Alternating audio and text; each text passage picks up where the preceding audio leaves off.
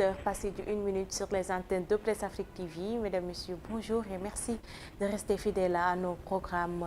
C'est parti pour le journal DJT que nous ouvrons avec le Conseil constitutionnel qui a publié la liste définitive des candidats pour la présidentielle du février 2024. 20 candidats seront dans la course. Toutefois, la candidature de Karim Wade a été invalidée dans un premier temps. Après avoir été validé dans un premier temps, il a été finalement rejeté à cause de sa double nationalité dénoncée par Thierno Alassane Sall. Les détails, c'est dans le journal DJT avec Fatima Sombo. La liste est tombée le samedi soir. Ils seront 20 en lice pour la présidentielle du 25 février 2024. Le Conseil constitutionnel a publié la liste définitive des candidats pour la présidentielle du 25 février. La candidature de Karim Wade, qui avait été validée dans un premier temps, est rejetée à cause de sa double nationalité. Selon le Conseil constitutionnel, Karim Wade n'a perdu sa nationalité française que le 16 janvier à la suite d'un décret publié au journal officiel français. Cela fait suite à un recours déposé par le candidat Thierno Alassane Sall qui a poussé le Conseil constitutionnel à demander des justificatifs. Même sort pour Ousmane Sonko, qui est aussi écarté de la course. Le recours de l'opposant Ousmane Sonko, qui avait été écarté de la liste provisoire, est également rejeté. C'est sur la base de sa condamnation à 6 mois de prison pour diffamation à l'encontre du ministre Mame Mbaye Niang que le Conseil constitutionnel a définitivement rejeté la possibilité d'ajouter Ousmane Sonko à la liste des candidats. À noter, parmi les autres candidatures validées, figurent celles de Bassirou Diomaye Faye, le Premier ministre Amadou Ba, les anciens chefs de gouvernement Idrissa Seck et Mohamed Boun Abdallah Dionne et l'ancien maire de Dakar, Khalifa Sall. Et nous restons toujours dans l'actualité politique après la publication de la liste définitive des candidats à l'élection présidentielle. Karim Wade réagit à la suite de son élimination. Donc pour lui, la décision du Conseil constitutionnel est infondée et scandaleuse. Le fils de Wade estime que c'est la continuité de nombreuses violations depuis 2012 après son emprisonnement de 3 ans et il compte alors saisir les juridictions internationales comme la Cour de la CEDEAO. Son tweet est lu par Daniel Diouf. Le Conseil constitutionnel est scandaleuse. C'est une atteinte flagrante à la démocratie. Cette décision est fondée sur des prétextes fallacieux. Elle viole mon droit fondamental de participer à l'élection présidentielle du 25 février 2024 alors que j'ai depuis longtemps renoncé à ma nationalité française, précise Karim Wade. Cette nouvelle atteinte à mes droits de l'homme s'inscrit dans la continuité de nombreuses violations dont je suis victime depuis 12 ans, une détention arbitraire de plus de 3 ans à l'issue d'un procès inéquitable devant une cour d'exception, la CREI, et un exil forcé qui dure depuis 7 ans. Karim Wade de poursuivre. Face à ce nouveau complot judiciaire, j'ai décidé de saisir les juridictions internationales dont la Cour de justice de la CEDEAO pour défendre mon droit à la candidature à l'élection présidentielle de février 2024. Dans tous les cas, je participerai d'une manière ou d'une autre au scrutin du 25 février. Je demande à nos militants, nos sympathisants, nos alliés et aux millions de Sénégalais qui me soutiennent de rester mobilisés pour engager à mes côtés le combat contre l'injustice et pour la restauration de l'état de droit, conclut Karim Wade. Et dans la banlieue dakaroise où le débat fait rage, certains ne sont pas surpris par l'absence de Karim Wade sur la liste définitive des candidats. D'autres, en revanche, s'arrêtent sur le nombre de 20 candidats à l'élection présidentielle qu'ils jugent effectivement nombreux. À ce propos, je vous propose de suivre ce reportage signé Boudan Diak. La liste des candidats qui doivent participer aux prochaines élections présidentielles, chacun y va de son commentaire. di ñaan d'abord réew mi sunu borom defal na fi jàmm ndax Sénégal jàmm rek lañ soxla. Je prie pour que la paix règne dans ce pays. Le premier constat est que la justice fonctionne bien parce que beaucoup croyaient que Bassirou Diomaye Faye n'allait pas passer. D'autres pensaient également que les candidats qui ont quitté la coalition Benno Bokk Yakaar n'allaient pas participer aux élections. Les résultats définitifs pour les listes ont prouvé le contraire. Bàyyi coalition Benno Bokk Yakaar dem kii ñu bëri foogoon nañ dañ leen di tànc yàlla def na jàll na. Karim Wade ne fera pas partie de cette élection présidentielle, une nouvelle qui ne surprend pas certains. Et quand même la notification, on l'a le 16 janvier passé, alors que les dépôts de candidature, c'était le 26 décembre. Donc je trouve que PDS devait être beaucoup plus sérieux avec les Sénégalais pour pouvoir avoir un candidat qui va dire la vérité aux gens, ou bien qui va faire tout ce qui est nécessaire pour avoir les papiers requis. Néanmoins, il déplore la pléthore de candidats pour cette élection 2024. Que je trouve très exorbitant pour un petit pays comme le Sénégal.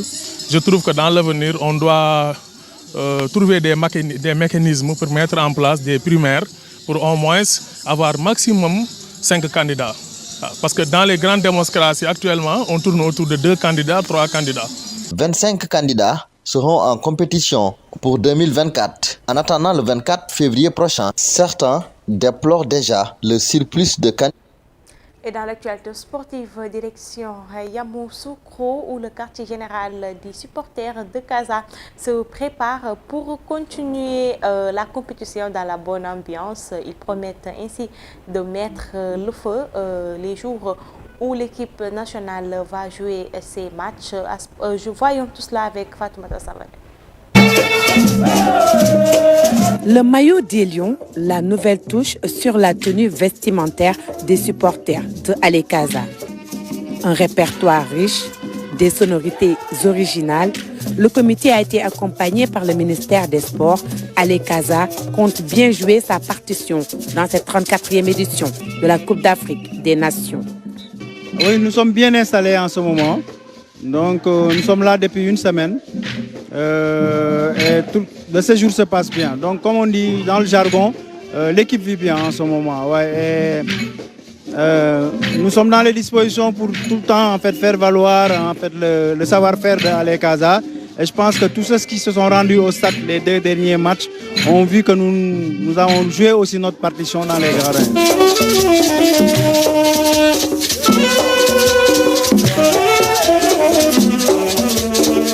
Les 14 régions du Sénégal ont été représentées par les supporters qui se distinguent par leur belle chorégraphie et leurs chansons dédiées aux Lions.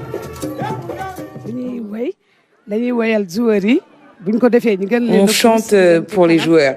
On fait le spectacle pendant 90 minutes dans les tribunes et on pousse notre équipe vers la victoire. On est là pour le Sénégalais, on est là pour la nation, on est là pour le président Macky Sall parce qu'il a beaucoup fait pour nous, la population, les enfants. Donc on va le pousser, on va beaucoup de chercher ce qu'il veut pour le donner, de le faire plaisir quoi en fait avec. Je pense que le président Macky Sall vous apprécie beaucoup. Alors quand vous le voyez, qu'est-ce que vous lui dites souvent? Si je le voyais, ça me fait du plaisir parce qu'il me dit Ousmane Mané. Vraiment, il me demande les choses qui m'ont fait plaisir, quoi. Parce que tout le temps, si on rencontre, il me demande tu vas aller encore à la Coupe du Monde ou la Coupe d'Afrique. Je dis le présent, je vais aller amener le 2e étoile, comme le dernier passé là, je le dis que je vais aller amener le dernier étoile pour toi. Parce que comme tu l'as dit, on est là pour toi, on fait plaisir. Parce que c'est mon ami.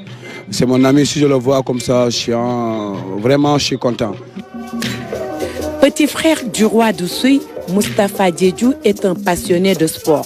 Et pour lui, supporter est un acte de citoyenneté et de patriotisme.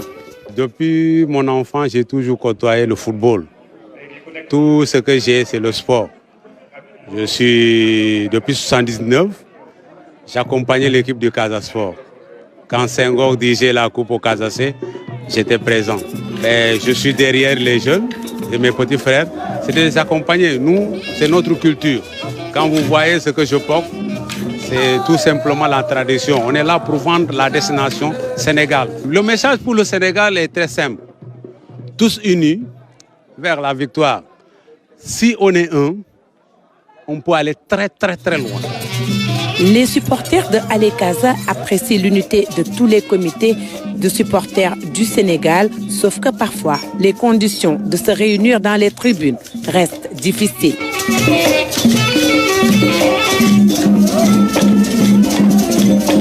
Je pense que le premier match, on a réussi à être à 3. 15, ça fait 45 minutes et ça a été une réussite totale. Mais malheureusement, hier, lors du match, les billets qu'on nous a remis ne nous permettaient pas de rentrer à travers les mêmes portes. C'est la raison pour laquelle nous nous sommes retrouvés de l'autre côté. Mais si ce n'était pas le cas, on aurait dû être ensemble et on allait supporter de la même manière qu'on l'avait fait au premier match. Pousser les Lions vers la victoire, tel est le seul objectif de ces hommes et ces femmes qui sont en tout temps et en tout lieu avec les équipes nationales. Et nous terminons ce journal DJT par l'actualité sous-régionale.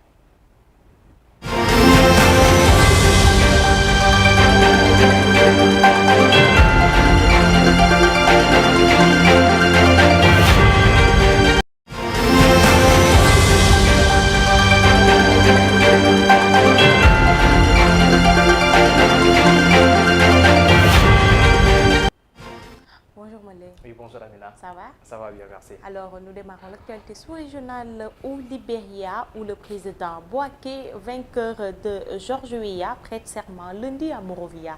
Bien, Amina, le président élu Joseph Boaké prête serment ce lundi à Monrovia pour un mandat de 6 ans après sa victoire fin novembre sur l'ex-star du football George Weah, dans un contexte où les défis liés à la pauvreté, la corruption et l'impunité sont nombreux dans le pays ouest africain. Moussé Boaké, 79 ans, doit être investi lors d'une cérémonie à partir de 10h GMT locale dans la cour du Parlement en présence de délégations étrangères dont les chefs d'État selon un programme officiel. Le scrutin a été pacifique dans une Afrique de l'Ouest où la démocratie a été malmenée ces dernières années par une succession de coups d'État militaires Mali, Burkina Faso, Guinée, Niger. Moussé Weah, qui avait battu Moussé Boaké en 2017 au second tour, a reconnu sa défaite avant l'officialisation de sa victoire, s'attirant des louanges internationales. Et en Afrique du Sud, arrestation d'un homme en possession de 106 armes à feu.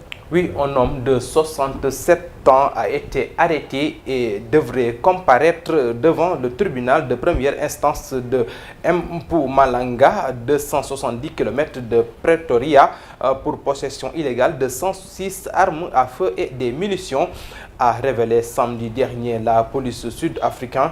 Les forces de l'ordre ont reçu des informations concernant un grand nombre d'armes à feu qui étaient entreposées à l'intérieur d'une maison à El Luc Watini, a déclaré la porte-parole de la police provinciale Donald Ebdoulini.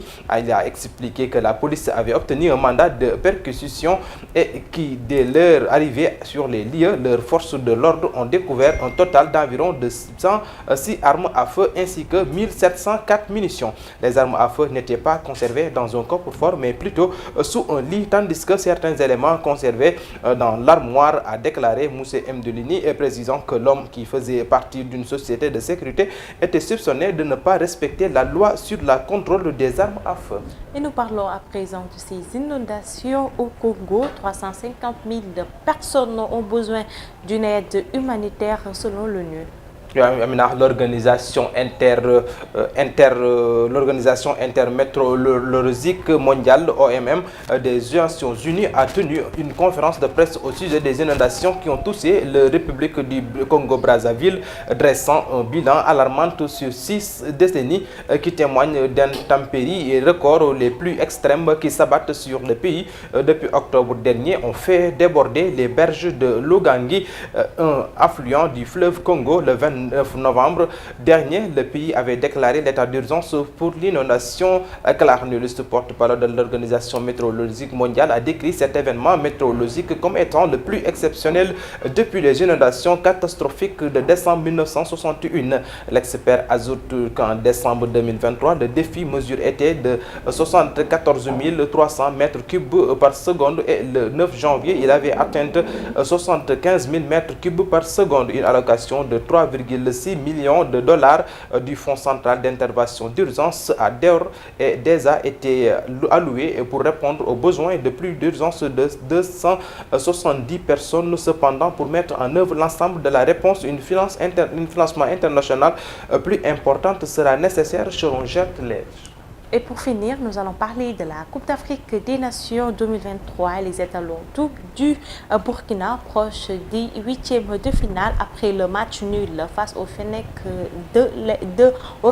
algérien. Oui, Amina, le Burkina Faso et l'Algérie se sont séparés samedi dernier 20 janvier au stade de Bouaké sur un score de match nul de 2 buts partout. Ce résultat de la deuxième journée de groupe D est jugé encourageant pour la suite de la compétition par les supporters burkinabés en obtenant un nul face à l'Algérie samedi 20 août lors de la seconde journée du groupe D. Les étalons du Burkina Faso ont maintenu leur sens de qualification pour le prochain tour de la compétition avec déjà 4 points au compteur. Au pur, le pays pourrait terminer parmi les 4 meilleurs troisièmes et passer au huitième de finale. Pour les supporters, la deuxième journée de la phase du groupe a été cruciale pour le Burkina Faso qui jouait quasiment à domicile lors de la dernière journée de ce groupe. Le Burkina Faso sera opposé à l'Angola, leader de cette poule, avec 4 points comme le Burkina, mais avec un meilleur goal average. Alors, merci à vous. Et merci beaucoup, Amina, et nous donnons rendez-vous à très bientôt à partir de 11h sur votre édition Khibari.